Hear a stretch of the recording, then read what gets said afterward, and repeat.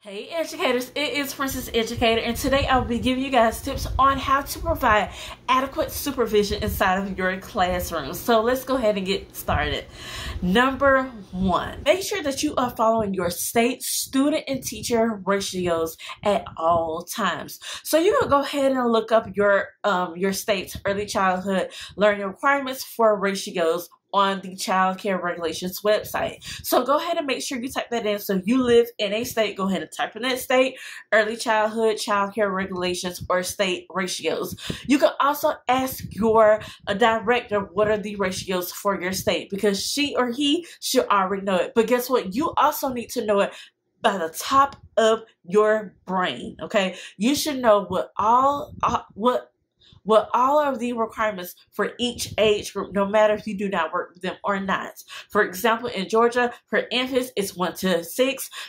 For toddler 1s, it's 1 to 8. For toddler 2, it's 1 to 10, and it goes beyond. Now, for some states, they do have a maximum ratio, such as you can have 2 teachers with 12 infants. You can have two teachers with 20 toddlers. So all of those things plays a role depending on how many teachers that are inside of the classroom and how many toilets and sinks that are required for your state's ratio as well. I also want to add this. Your state may require or may say 1 to 6 infants in a classroom, okay, with 1 teacher. But for that classroom that your program has, they can probably only hold 4 infants, okay? So that is okay. So sometimes it may vary based upon the classroom square footage, okay? So all of that plays a role upon your classroom ratio. So we have the state ratio and we have the classroom ratio, which goes hand in hand, but it may be larger than some. But you still have to make sure that you are maintaining your state's ratio at all times. Number 2, you want to make sure that you are attending to each student, such as diapering. So anybody who is under 5 years old, you have to make sure that they are diapered. Now, depending on your state, it may vary, but if they are special needs, you also need to cater to their diapering and hygiene needs as well. You want to make sure they are inside of a safe classroom. So make sure that the classroom is clean. Make sure that the trash is being taken out. Make sure there's no spills on the floor. All that stuff plays a role on supervision. Supervision, you have to be very active. You have to walk around the classroom. You have to noticing if you see a outlet cover that is uncovered, you need to make sure you put a cover inside of it, okay? So all that stuff plays a role in active supervision. Redirecting, you make sure that you are feeding the children. You cannot punish children or say if you do not drink your milk, you cannot go to bed. You cannot do that. Absolutely not. Okay, so all those things plays a role on adequate supervision and also providing a special care for each child. I also want to mention this. You want to make sure that all walkways and exits are clear. If you see any toys over there by the door that is leading to the playground or to the front of the hallway, you want to make sure that it's a clear, distinct pathway. So if you see toys, go ahead and move those toys to a center or put it up so to make sure that the classroom is being clean. You also want to make sure that you are preventing tripping hazards as well. So you will have to redirect and tell the students, hey, make sure that you are cleaning up your area once you get done. All that stuff plays a role in providing adequate supervision as well, and also prevent you of writing incident reports as well. So make sure you are clearing the pathways. All right, so next tip, this is tip number 3. Put your cell phones up, okay? If you have a cell phone, that's cool. Everybody has one.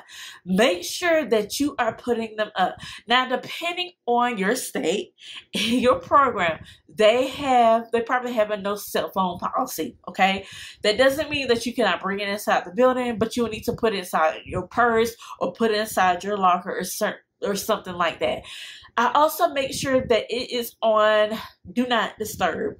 Now, I also want to make sure that I mention this.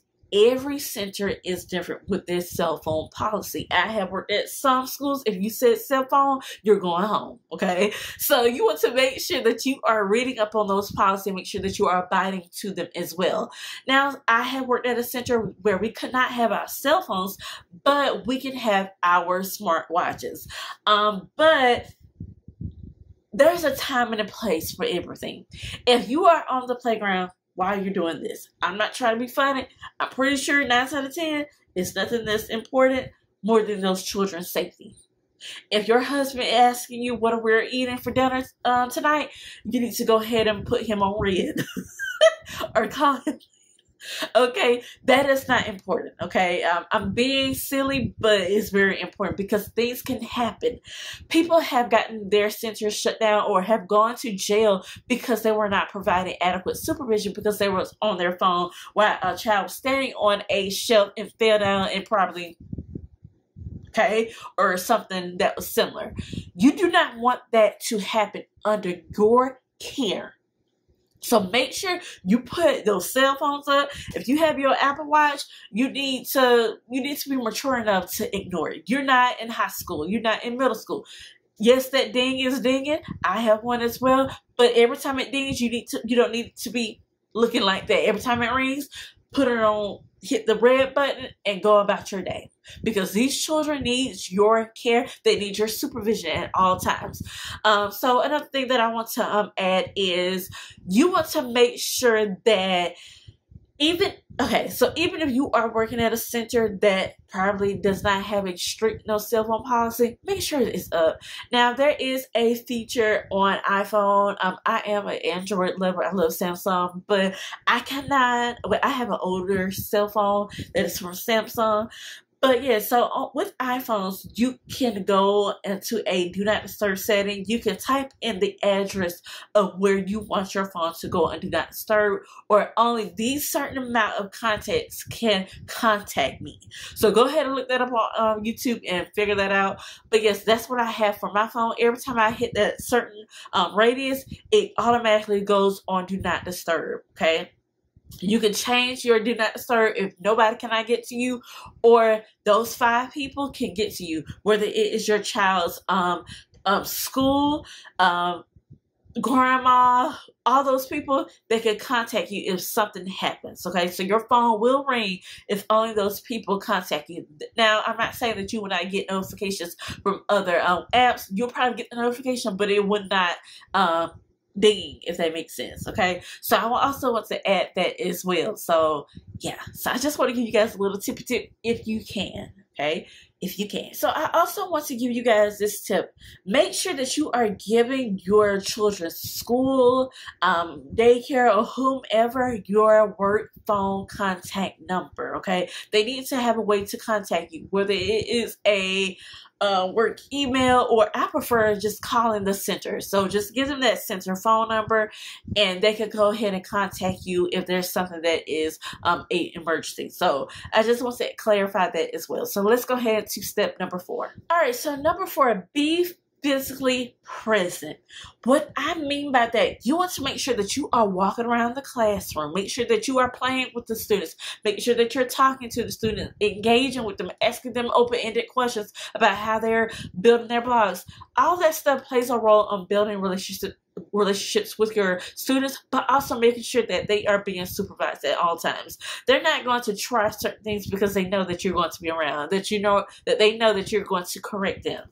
So you want to make sure that you are being physical, and I don't know whatever word that I'm thinking of, but you want to be seen, okay? So you want to make sure that you are able to reach and access the students. Now, if you are working with children who are under 3 years old, you want to make sure that you are in arm's distance from them, especially if they're eating, because choking hazards is very prevalent with that age group because they're still learning how to eat and swallow. So you want to make sure that you are in arm's distance to take care of them, okay?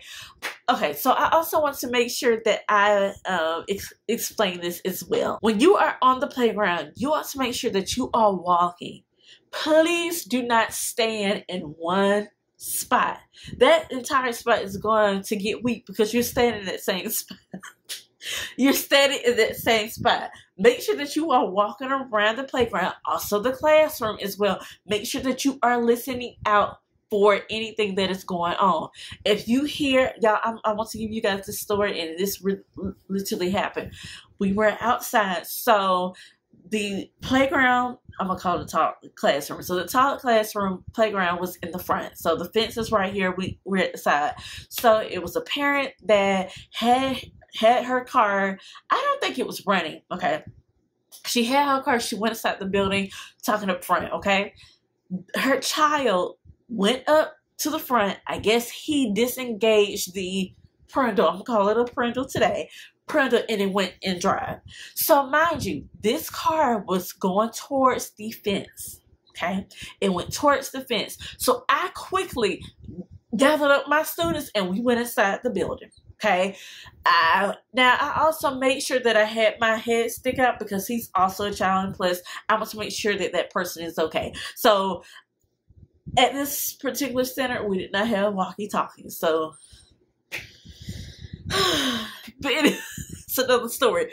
Make sure you ask them to have walkie-talkies. But anyways, so I could not call on anybody. So I did have my Apple Watch. Thank God that we can have those. And I called up front and told them it's a child that is running the car and they're about to hit the gate. Anywho, so I can understand why a lot of people will see the benefit of having a cell phone. And I'm going to be honest, I do too.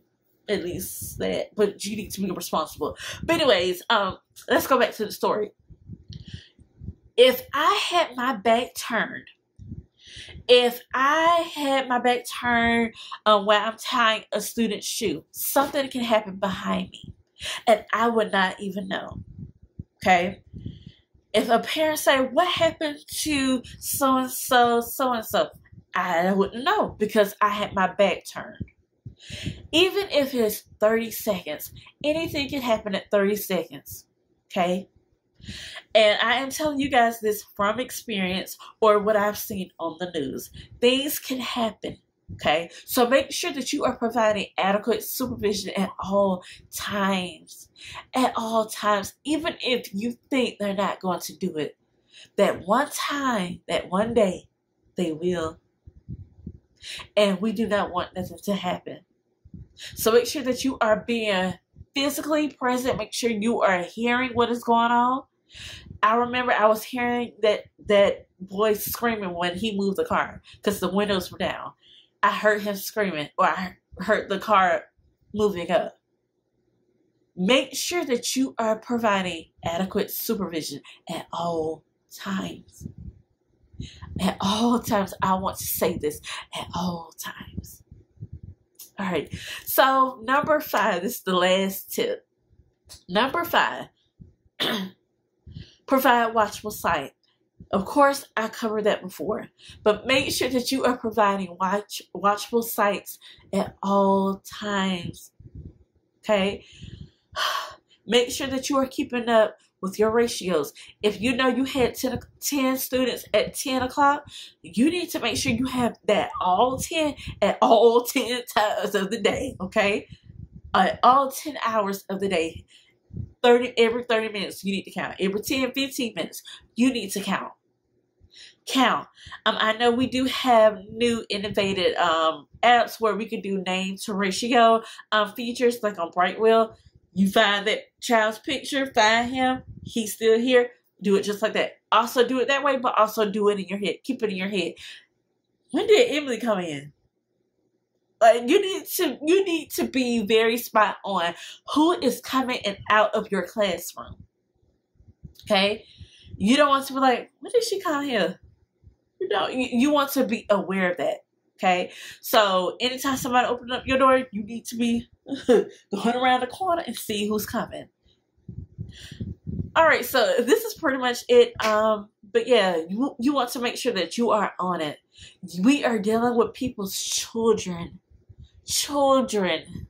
little human beings who are depending on us. Yes, we deal with things in our personal lives and all that, but once you hit that 5-mile radius, let it go. Okay, do like Frozen do and let it go.